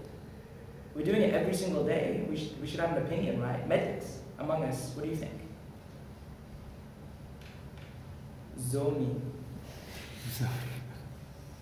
The issue of need Yeah, okay. in order to be able to make them better. Yeah, sure. So is this a matter of need? And this is a good question. So what are you going to specialize in? You know, you see bad doctors or gynecologists, and they're all Egyptian. Yeah. You see bad male doctors who are gynecologists. I loved obstetrics, by the way. I loved it. I really, really loved it. Like, delivering babies is like the coolest thing you could possibly do. Especially like when it's just the coolest thing. I'll never forget it. But like, is that really appropriate for me? My brother just recently, and his wife, they're both doctors, mashallah, and she just gave birth to her 4th child, alhamdulillah, and he's fitting well, mashallah. But the only midwife that was there was a male midwife, the only one that was left. And my sister-in-law is very, like, actually excessively, like, reserved, mashallah. That's her own choice. And for her, that's just unimaginable. And my brother was like, actually, do you know what? I would prefer it if there was a female midwife, please. I kind of need that. So they were like, okay, but for them that was a bit of a pain in the backside. That's what they needed to do, you know? So really, like, we have to think, what are we going to specialize in? What are we going to do? Even when we are, for example, practicing, right now in a long case, you have to examine the whole body, you have to expose the whole body, fine, right? But maybe when you're a general practitioner, you know, like, how much are you going to expose? You know, you're just going to be like, all right, I need to do my examination, you know, can you just strip down, please, you know, and get onto the couch? And like, but doctor, my eye hurts, you know what I mean? It's like, you know, you can this is brilliant. I was in a clinic, a urology clinic, right? Urology is like bladder and, you know, all of that stuff, okay?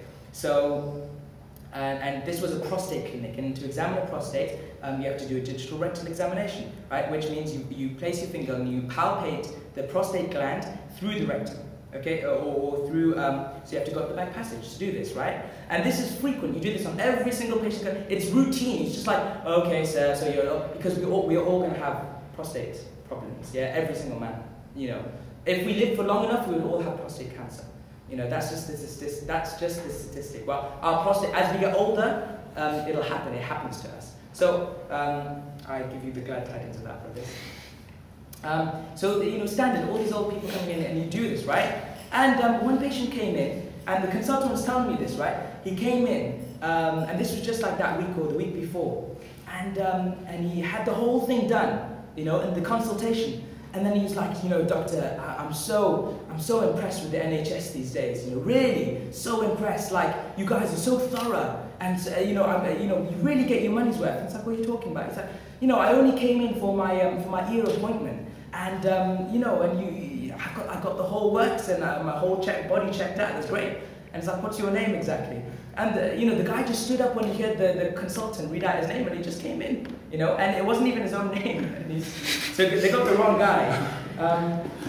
But the issue is, right, how much you're going to be prepared to do. And inshallah, Islamically, right, just, it's a matter of need.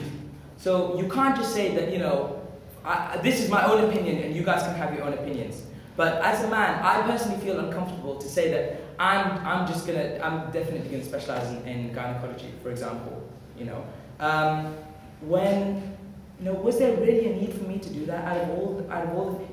If I had a special gift, right? If I had some kind of God-given gift where I can, deliver babies the way no one can deliver them, or sort female problems out, then Allahu A'lam, then that's something else, right? That's something else.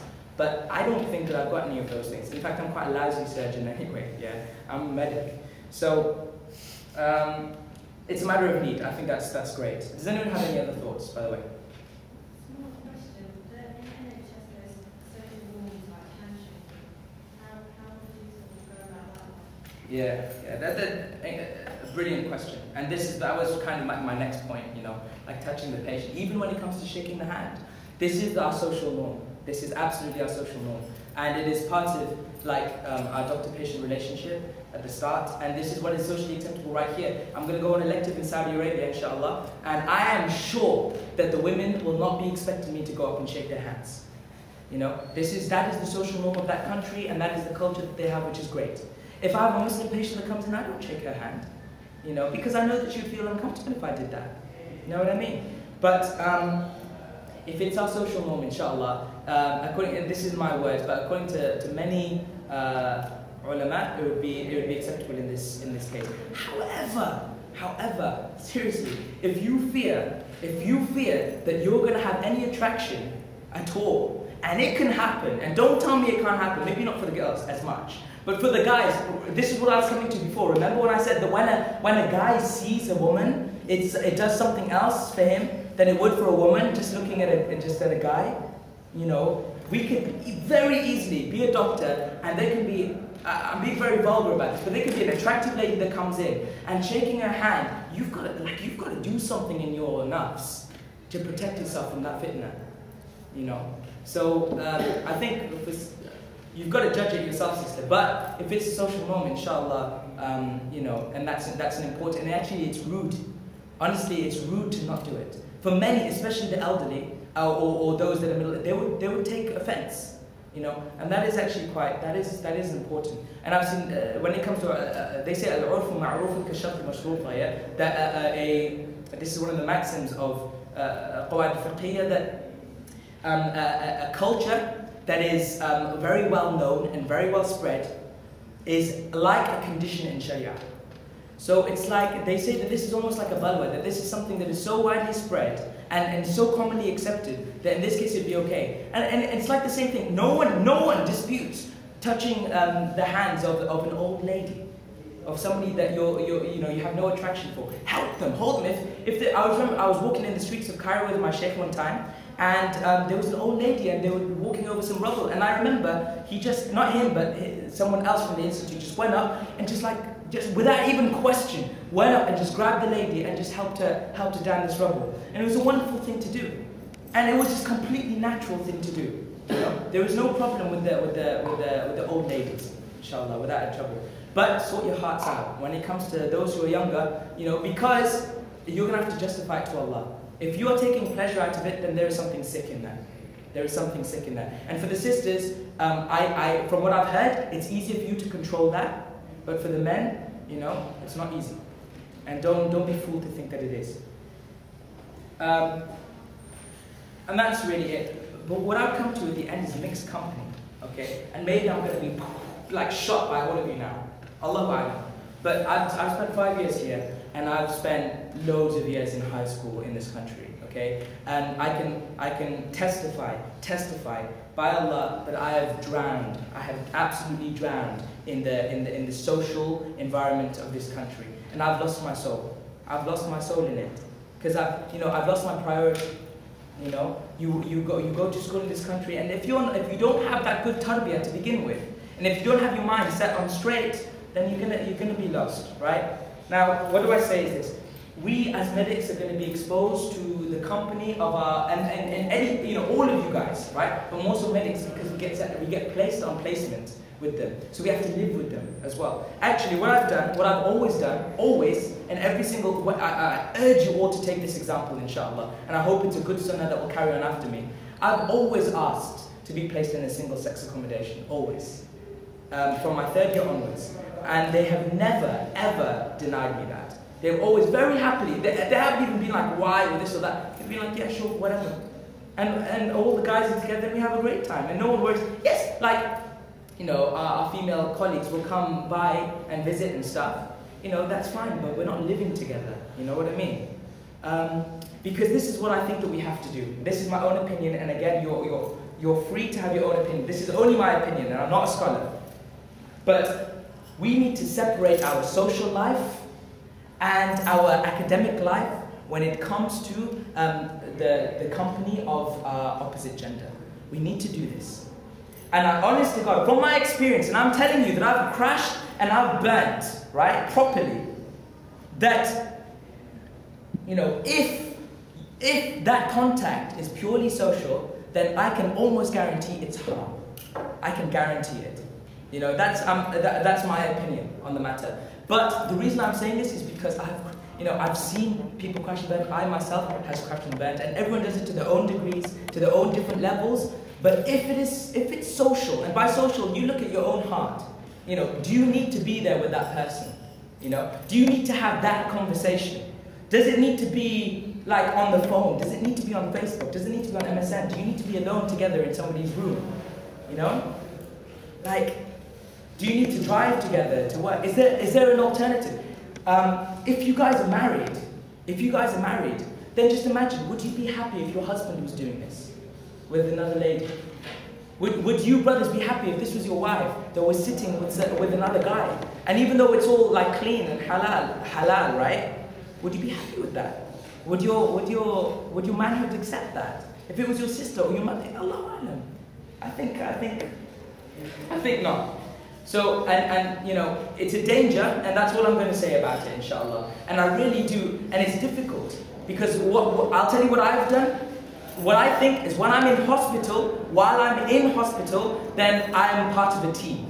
So, you know, I'm very friendly, and you'll see me with my friends, and, you know, both ladies and men, and if anyone's been in the hospital with me, they're my buddies. You know, we work together. Like I said, we do jihad together when it comes to finals. You know what I mean? You sweat, you bleed, you do it all together. You help each other. Be friendly with them. Please show them the beauty of Islam, but be very careful. Be very, very careful. Don't exceed your limits. Don't. And ask yourself, oh, is this getting a little bit too social? You know, like, do you have to have, you know, and I personally, I would have lunch with them if we were in hospital, but I would try not to have dinner with them in the evenings outside. Even if we're on placement and like, you know, we just live in one complex, I would try not to like sit together, because that's a social thing. That's not even to do with work. You know, you're sitting together, you're around, the things that they talk about is generally quite tabligh, and more often than not they'll be drinking as well. Okay? And so I would keep it to my own thing, you know. Outside of hospital, that would be my own time, my own space, and I'd be very careful. I would try my best not to like be alone with them, like to drive a girl or someone to somewhere. And I would, but if I'm there together, if I'm placed, sometimes like all of this year I was placed with one girl, all this year, right? But that's our placement, and you know, is that clear? Does anyone want to really like pick up a gun and just shoot me now? Because please chuck it. Let's you know. I'm really happy to explain and to hear what you've got to say. Correct me if I'm wrong. Correct me, please. Okay. And really, I've mentioned this before, but remember, if you've got Muslim patients, you know, remember you can treat their heart as well. And even if they're non-Muslim patients, you know, give them a context, some psychological background. Give them like, well, you know, give them something to comfort them and to rest their hearts, inshallah. And you never know, you know, you can talk to them about Islam. And this is, okay, very, very difficult to talk to patients about Islam, okay, as a doctor. Really, really difficult, okay? And we need to think about this, and this is where I think I'll finish off, I think. Yeah. this is where I'll finish off really, is that it's a professional conduct thing that you can't really, that'll be kind of like abusing your position as a doctor to kind of, to really go like and you know, use that trust to talk to them about Islam and kind of and push them to it in that respect. Do you see what I mean? Like if they're vulnerable and they really rely on you in a way, it's tabooed at least, it's tabooed. And it's justifiable to me, but it's tabooed. And actually you can be struck up, it's really bad. They won't let you do this, okay? There is one time when you can though, talk about religion quite openly and freely. A is if the patient wants to talk about it themselves, okay? In which case that's absolutely fine, no problem at all, okay? But for you to make that like your agenda, difficult. But there are things that we can do. Wallahi, we can have we can be dressed in a certain way. We can have our beards, brothers. Don't be scared. You know, when I started for the first 3 years of medicine, okay, or first 2.5 years, I had a very thin beard, right? Very, just like a normal beard, okay? And then for my own reasons, I decided to grow it a little bit more, for my own reasons. But you know, at least it's someone can like knows that I'm a Muslim, like whether they're forgive me, sorry, whether they're my colleagues or they're my patients, they know that I'm a Muslim and they know that that's something that they can talk about if they want to, or at least if I show them some kind of good behavior, some kind of something that they can appreciate, and they've attributed that to Islam. That's a good thing. I'm sure you'd all agree. But maybe as a GP, you know, you can like. It's amazing, you have so much freedom. You see these patients in and out. I would highly recommend all of us to think about general practice, really. Because you see these patients day in and day out for their whole lives and their whole families. They know you. Whereas if you're in the hospital, you may not see the same patient again. You know what I mean? But you've got a working relationship. If you want to do da'wah through your occupation, think about general practice. Because they can see you. When they come to the office, maybe they'll see, you know, a picture of the Kaaba. You know, maybe some words of the ayat of the Quran. And then they can be like, oh, what's this? Oh, this is just some Quran, you know? And you can just mention a few things. You don't have to worry about giving them the whole of Islam in one thing, because they're going to come back in a few months anyway, or in like six months or a year. Think about general practice, seriously. In psychiatry, you can speak about religion, and you should, because that's an important part of their own, because wallahi, like your deen, it gives you some building blocks. People without deen, wallahi, they fall apart so easily, even if they have another deen. You know? And once I did, and I'll end with this, I'm sorry, I've overrun, but there was a guy, and he had bipolar disease, and he was admitted because he was a bit manic. It was a lot manic. But when I saw him, he was okay. That means he was coming down from his high, okay? And he was like kind of all right, but he was still in hospital, but he was reasonable. Like he had his mind.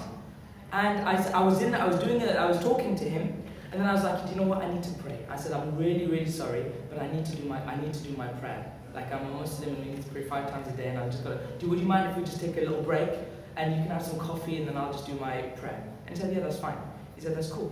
So he left and I did my salah, and what I didn't know, he was looking at me from behind. He was like looking through the window and he's looking at me. And then our whole conversation from then onwards was all about Islam. And about his own, and that's legitimate in psychiatry, totally legitimate. He was talking to me about what his own faith was, and what he believed in, stuff like this. And I personally believe he was rational at that time. I personally believe. So I went a little bit more, because I felt like this is someone who is really ready to accept Islam. You know, he was ready. I swear he was ready. But the problem was that he had a bit of a mental disorder. And Allahu A'lam, he even accepted it, you know. But he kept it like between us. I gave him as much stuff, and I even visited him at home later as a home visit with the psychiatrists. And he was like, you know, kind of don't tell my wife about it because you know she wouldn't really understand right now. I was like, yeah, it's cool. But Allahu A'lam, the only regret that I have is that with this disease, right, you can be swayed. You know, like you can really be convinced to do anything. You could be convinced to do the most stupidest things in the world, okay? When you're going manic, okay? So that's the only problem, is that really you should be very, very careful with these kind of patients. So if you ever see a patient like this, don't just jump on the thing, because sometimes they will just do whatever you want them to do, and you can be done for it. But I felt that this guy had some rationality. So bottom line is, you can in some avenues talk to them about it, but be very careful. And very finally, and this is the very last thing, okay? Umar radiallahu anhu said about business. He said, if you don't know the fiqh of business, if you don't know it in and out, then you are not allowed to work in my market. This was his law. It was haram for anyone to work in the market who didn't know the fiqh of those transactions, in case they fall into haram. And in medicine it's similar. And this lecture was not about fiqh, but this is the last thing I would say, is that we've got to think about, actually, if we're going to be busy with certain aspects, it is unforgivable for us to not know what Islam says about those things. If you're going to be an obstetrician, you need to know what Islam says about abortion and all this stuff. Every single field of medicine is going to have its things that you need to know about. And especially if you're a general practitioner, then you need to kind of know it all, right? Because you're going to be counseling patients about everything, particularly Muslim patients. I've left a few things there just to stimulate your mind. I'm not here to really answer these questions for you, but you've got to take that journey yourself, because you're going to be responsible for people soon. And this is what, in all the fiqh books, whenever I studied with the teachers, right, they always said, refer this matter to a righteous doctor, a God-fearing doctor, i.e. someone who knows their ilm about the body, because the ulama don't necessarily know that, so they can't comment necessarily. But likewise, you can't just be any doctor, because you've got to fear Allah.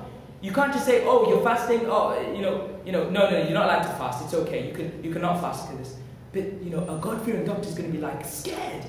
How are you going to just tell a patient you don't have to fast on Ramadan? Do you want to go up to Allah on the Day of Judgment and be like, oh, that was a bad decision to make. That'll be on your own head. See what I mean? So, I hope that this talk has given you guys something to think about, okay? Many things to think about, I hope. Something that you can take for your next few years, whether you're studying medicine, or engineering, or law, or anything else, any other science. But I hope that you've learned so many, different things that will really make you think about how you're going to change your life. How can you really devote this, this degree of yours for the sake of Allah subhanahu wa ta'ala? How can you prepare for the Day of Judgment? How can you utilize your time while you're here? How can you utilize it, both for dunya and akhirah? How can you best utilize it? Don't waste time, inshallah. And I hope that you've learned a little bit, been inspired that actually medicine is something that's got great status in our religion. But actually, because it's got a great status, we have great obligations towards that as well. And finally, I would ask that you really all reflect on these words. And please write your list. There might be 1, 2, or 3 things that you might have learned that you might think, do you know what, I've got to think more about this. It might be about socializing with my friends in university. How am I going to go about that? It might be about how we're going to dress and whether we're going to grow a beard or not. It might be about, Allahu A'lam, how we approach going to a patient, the kind of intentions that we make when we go. Whatever it is, please make that list. And please ask Allah to give you tawfiq, to make you, like the sister said right at the start, and this is how we'll end, to make you exemplary slaves of His. Because that's what we're meant to do here. We're meant to be submitting to Allah subhanahu wa ta'ala. So I ask Allah to give us all the tawfiq to be exemplary slaves of His, to accept our efforts in our degrees, to accept it from us, to purify our intentions, and to make us exemplary models for our brothers and sisters, and may this attempt be a sadaqah jariyah for you and for the future Muslim brothers and sisters when you do stand up in front of your colleagues later on next year and the year after that. Inshallah. Jazakallahu khairan. Aquli qawli hadha wa astaghfirullah li wa lakum. Alhamdulillah. Discuss anything so far that was mentioned. I know I've taken so much more of your time than you originally thought, but this is what I was planning on originally anyway. Yes, sister.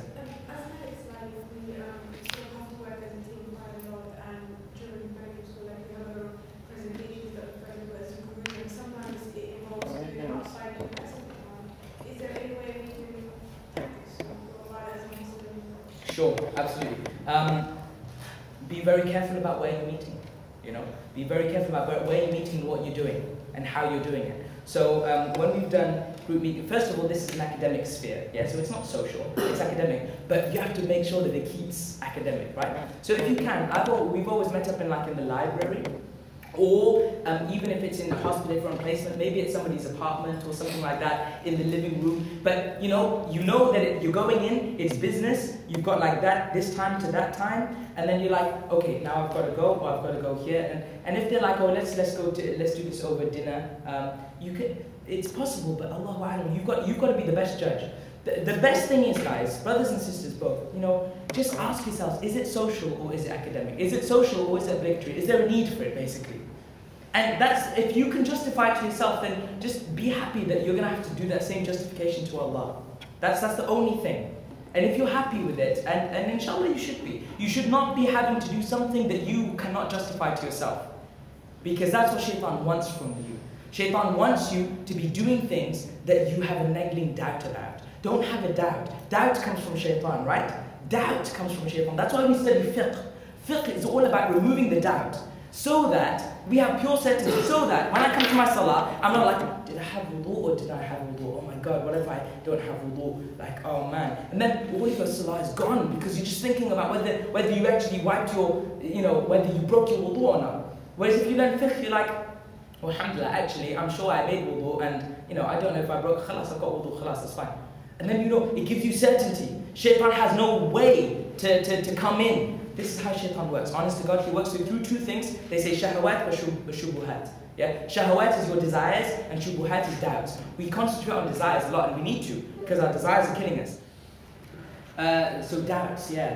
So just justify it to yourself and ask yourself, do I need to do this, inshallah? And there are so many nice ways to do it, sis. Seriously, it's not a big issue at all. It's not a big issue. But but if you don't think about it, it's very easy to drown.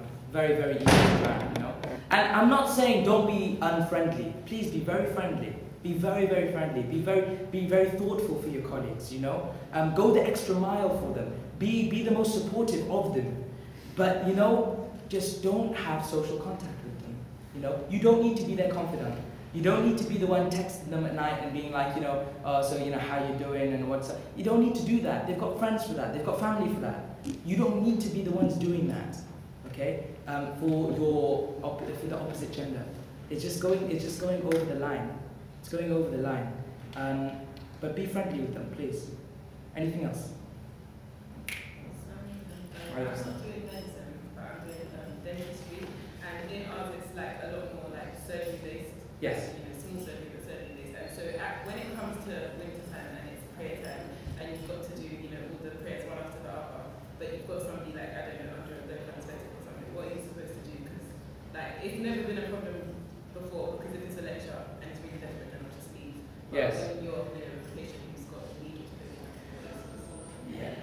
When, inshallah, there's so many ways to look at this question, right?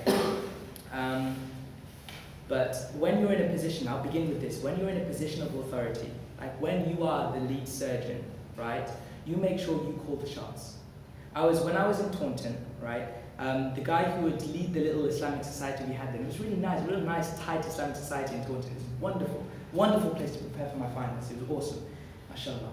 But the lead guy, Dr. Loam, he's a very nice man. If any of you go there, contact him because he'll take good care of you, mashallah. Especially if you're brothers, you can go and pray with him in the evenings as well. They meet together.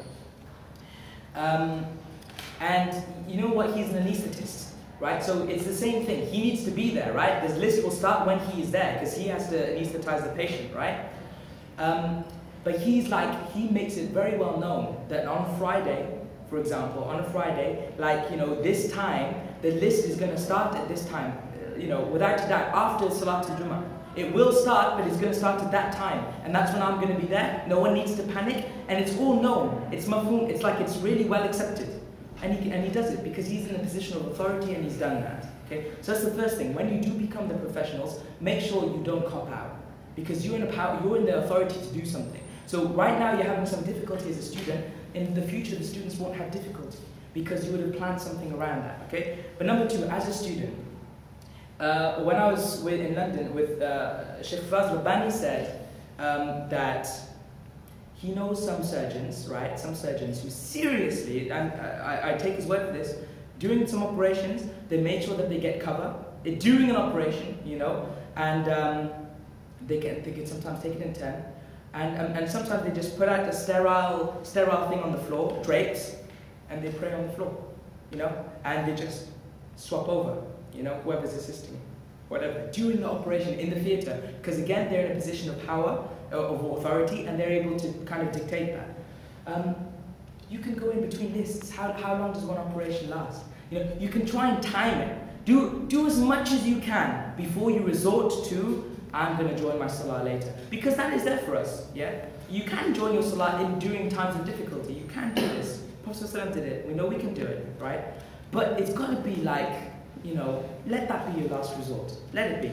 So if you can squeeze it in between lists, or in between patients, then do it. Take a few minutes to go out and be like, if you make it open and say to the staff, yeah, make it open, let your colleagues know, let everybody know that I'm a Muslim, I pray 5 times a day, and I've got to do it, but I'm not going to do it at the detriment of my patient. Why don't we just give 5 minutes between this patient and this patient so I can go and do my salah, right? If they know about it, it can happen. If you're just going in secret and you're just praying by yourself and you're coming back, no one knows anything. You do a shoddy salah and you come back and there's no infrastructure, nothing gets changed. Do you see? On one hand, you're actually changing the system. On the other hand, you're just trying to survive in the system. There's two very different things. So try your best inshallah, to, you know, to try and make some allowances. Another thing that I would always do, we're always given exams and SSE presentations and loads of stuff on a Friday. Just tell them in advance, you know, I can't have this slot in Jummah. I've got to have this slot free, you know. And let them know well in advance. Be organized. Be organized and do it. Because you're preserving your own deen. You need to. And I've done this. And they've always said, okay, that's fine. You can go in the group on Thursday. You can go in the group on Friday morning. And they do it happily for you. No one's gonna say, no, you're not allowed. Religion's not good. No. They're more than happy to help. Inshallah. I hope that helps to answer the question. But like I said, you know, if it's like life or death, okay? Or if you can't get away from it, then you can't get away from it. But you know best what you can get away from. Seriously, you know best what you have the authority to be like, I'm just going to take 10 minutes right now. People take smoking breaks all the time. They used to, you know. We can take a few minutes to do our salah easily, inshallah. It comes around to, what are we prioritizing? Are we fitting the salah around our daily schedule, or are we fitting our daily schedule around our salah? Two very different things, but we need to be doing the latter. We need to be doing the latter, inshallah. Last question, anybody? Sorry, yeah, I think you touched on it earlier, but what's your opinion, I mean, studying with the opposite gender, for example? Studying, you mean you're studying study groups and things like that? What do you mean? Study groups when, you know, doing, let's say, anatomy, for example, together, or other subjects, when you have practicals or practical write-ups or things like that with the opposite gender. What's your opinion on that? Yeah. Personally, myself, after, you know, throughout my 5 years, I don't stop myself from studying in a group. So say, for example, but I do try and regulate like what that group dynamic is. So like I was saying, the sister was asking me before, how do you work in a group and stuff? Like I said, I've been in a library situation before. I've been in a situation where really what we're doing is we're focusing on a subject, on a topic. That time to this time is about studying, you know, for a reason. I don't go to their house, you know what I mean? She doesn't come to my house. You know, we don't do that. I think I've only once had to do, called someone really to come to my room because we had to discuss, I'm not in here, this is where I was in Taunton, because we had to prepare a teaching for the 3rd years. And so we were doing it together. So we had to go through it together. And I was revising in my room, so I just said, "Come on over into my room." You know, Allahu A'lam, you know, this is, like I said, you've just got to be able to justify it to yourself and to Allah. No, I was talking about in the university environment. So in the university environment. Akhi, what are your thoughts? You start with yourself. I'm a freshie. Oh, freshie. First year, so I don't know. First year, so. Do you know, this is the first question that I would recommend everyone ask themselves. Always, just ask themselves, is it social or is it academic? Seriously. And you know yourself what social is. You know yourself what is unnecessary. You know, you really do. Like, it's like It's incredible. Oh, I can't remember which website it used to be on, but there was this like a Muslim who made loads of like mock conversations and things on like MSN, back when MSN was really popular, right? And it's like the difference of like putting in a little smiley face in a text or not, you know what I mean? It's the difference between these kind of, because it makes a big difference. If you've got a little wink at the end of your text, or if you don't, it makes a huge difference to like what kind of an interaction you're having with that person. See what I mean? You need to ask yourself, so what is necessary and what isn't? Seriously, there doesn't need to be an X for sisters particularly, yeah? There doesn't need to be an X at the end of the text, you know, if you're sending it to a brother, you know what I mean? Not to a brother, I mean to a guy, you know what I mean? It's like that. Just ask yourselves, what is necessary and what isn't? You know, like I said, don't be unfriendly, please. Otherwise, that's useless. That really is. You don't need to be unfriendly.